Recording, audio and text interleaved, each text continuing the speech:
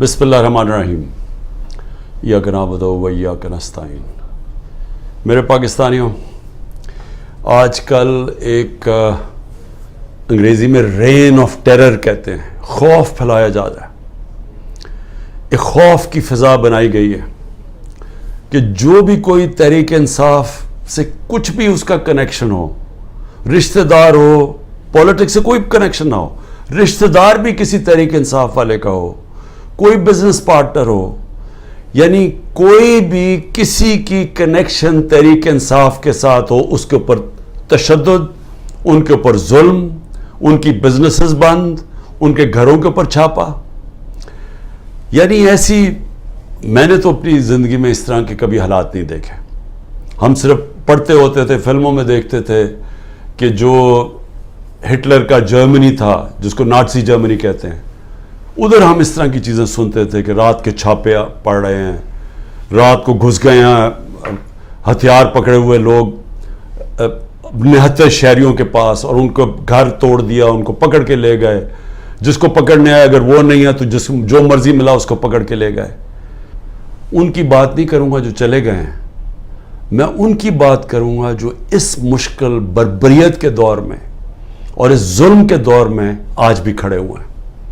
मैं उनको ख़ास तौर पे आज सलाम करना चाहता हूँ, क्योंकि मुझे ख़बरें आती हैं कि लोग किस किस मुश्किल से गुजर रहे हैं, घरों से बाहर रह रहे हैं, उनकी बिजनेसेस बंद कर दी हैं, उनके कारोबारों के ऊपर उन्होंने बंद ही नहीं किया, उनको नुकसान पहुँचाया जा रहा है कारोबार को। उनके जो उनका रोज़ी कमाने के तरीके हैं, उनके ऊपर अटैक किया इन्होंने। उनको पूरी कोशिश किया इन्होंने कि किसी तरह बस वो जादू के लफ्ज़ कह दे कि मैं तहरीक इंसाफ छोड़ रहा हूँ। तो हर किस्म का प्रेशर डाला हुआ है। तो मैं उनको आज सलाम करना चाहता हूँ जिनके घर तोड़े हैं इन्होंने, और उसके बावजूद वो भी आज खड़े हैं, और जिन्होंने अपने बीवी बच्चे छुपा दिए हैं कहीं, क्योंकि ये औरतों पे पहुंच जाते हैं। और मैं कभी नहीं सोचता था कि मेरे मुल्क में ये वो दौर आएगा कि औरतों को इस्तेमाल किया जा रहा है सिर्फ एक चीज़ कि किसी ना किसी तरह इमरान खान का साथ छोड़ो। यानी ऐसी कभी मैंने नहीं सोचा था कि किसी मुल्क में भी ऐसे होगा कि सिर्फ उसको एक आदमी को शिकस्त देने के लिए, या एक आदमी को क्योंकि हमने कांटा लगा दिया एक आदमी पे, वो ना वापस आ जाए, उसके लिए हर किस्म का हरबा जिसमें औरतों को इस्तेमाल किया जा रहा है, बच्चों को इस्तेमाल किया जा रहा है। आमिर मुग़ल हमारे इस्लामाबाद के वो एक कारकुन थे। अब मैं ये आपको इसलिए बता रहा हूँ कि ये कहा है ना कि जी 9 मई को जो हुआ तो उसकी वजह से सज़ा मिल रही है। नहीं, ये 9 मई से पहले सज़ा मिल रही थी। 9 मई को तो एक बहाना मारा गया। और मैं फिर से आज कहता हूँ कि जिस वक्त इंडिपेंडेंट इन्वेस्टिगेशन हुई, और इसके ऊपर इंडिपेंडेंट इन्वेस्टिगेशन होनी चाहिए, क्योंकि किसी को हक नहीं पहुंचता जज, जूरी और एक्सिक्यूशनर बनने का। आपका एक मौक़िफ़ है, हमारा एक मौक़िफ़ है। हमारा मौक़िफ़ है कि ये पूरा सेटअप था, ये पूरी तैयारी थी, पहले से सब कुछ प्री प्लान हुआ था। जान के मुझे इस तरह पकड़ा गया कि एक रिएक्शन आए, उस रिएक्शन के ऊपर पहले से प्लान बना हुआ था। अगर प्लान ना बना होता तो एकदम 10,000 लोगों को कौन पकड़ सकता है 2 दिनों के अंदर, जबकि पहले से लिस्टें नहीं बनी हुई थी, पहले से तैयारी नहीं थी, पहले से पुलिस को हुक्म नहीं दिया हुआ था कि तुमने इधर इधर जाना है। ये तो पहले प्लान हुआ था सब कुछ। और हम कह के थक गए हैं कि क्यों नहीं इसके ऊपर इन्वेस्टिगेशन होती। सबसे पहले तो पुलिस चीफ को पकड़े।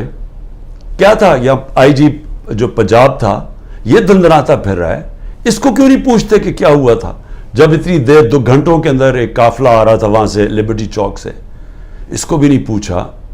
और वो जो सीसीटीवी कैमरा जो 100% लगे हुए होंगे वहाँ कोर कमांडर के घर में, वो किधर गए? उनके ऊपर क्यों नहीं कोई एविडेंस आई? क्यों नहीं वो जो अस्करी बिल्डिंग जलाई गई है, वो आई विटनेस है, उसने कहा जो लोग थे वो तहरीक इंसाफ के थे ही नहीं जो जला रहे थे, उसके ऊपर क्यों नहीं कोई इंक्वायरी हुई? हमारे अपने लोग बार बार कह रहे हैं कि ऐसे लोग हमने देखे जो हम पूछते थे कि किस पार्टी, हमारी पार्टी के नहीं थे, وہ لگے ہوئے تھے آگے لوگوں کو کرنے کے لیے. جہاز چوک میاں والی کے اندر وہ کہ ماچس سے تو نہیں چل سکتا تھا وہ جو سیبر وہاں لگا ہوا تھا. میاں والے کے لوگوں کو تو بڑا فخر تھا. کون وہ ہمارے آئی وٹنسز ہیں جو کہہ رہے ہیں کہ یہ 3-4 وہاں لوگ آئے تھے اور وہ بھڑکا رہے تھے اور انہوں نے لیڈ کر رہے تھے لوگوں کو اور وہ پوچھ رہے تھے تم کون ہو. تو بہرحال کھڑی ہوتی ہیں. زندہ قومیں انصاف کے لیے کھڑی ہوتی ہیں کیونکہ انصاف کے ساتھ ہی آزادی آتی ہے. میں اس لوگوں کے اندر تھا جب برطانیہ کے اندر 20 لاکھ لوگوں نے سڑکوں کے اوپر پرامن احتجاج کیا.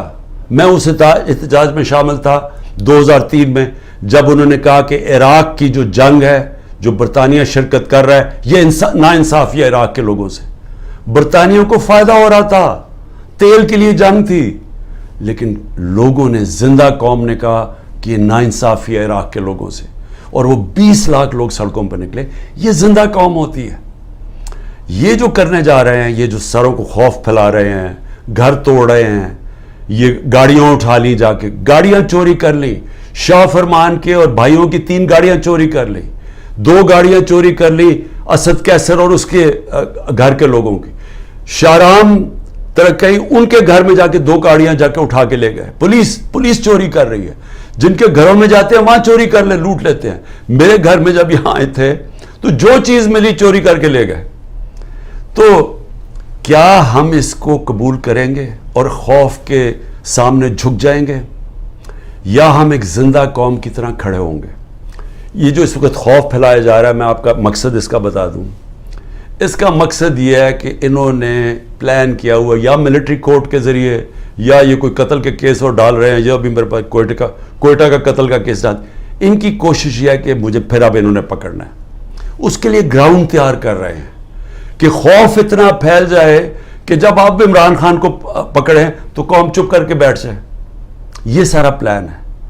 میں صرف آپ کو کہہ رہا ہوں کہ میں تو تیار ہوں. میں تو تیار ہوں جیل کے لیے, میں تو ہر چیز کے لیے تیار ہوں.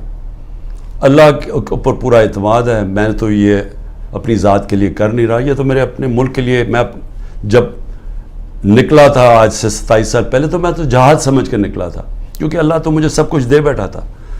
تو یہ تو اب آپ کے اوپر چیلنج ہے.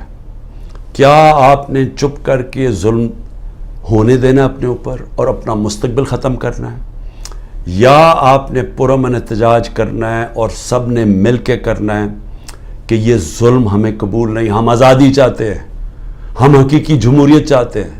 حقیقی جمہوریت کا مطلب حقیقی آزادی چاہتے ہیں. ہم کسی صورت کسی ظالم کے سامنے سر نہیں جھکاتے. اور جب یہ قوم نے فیصلہ کر لیا, کوئی ظالم نہیں آپ کے سامنے کھڑا ہو سکتا. وہ صرف تب تک کھڑا ہوتا ہے جب وہ سمجھتا ہے کہ آپ خوف کے بت کی پوجا کرتے ہیں.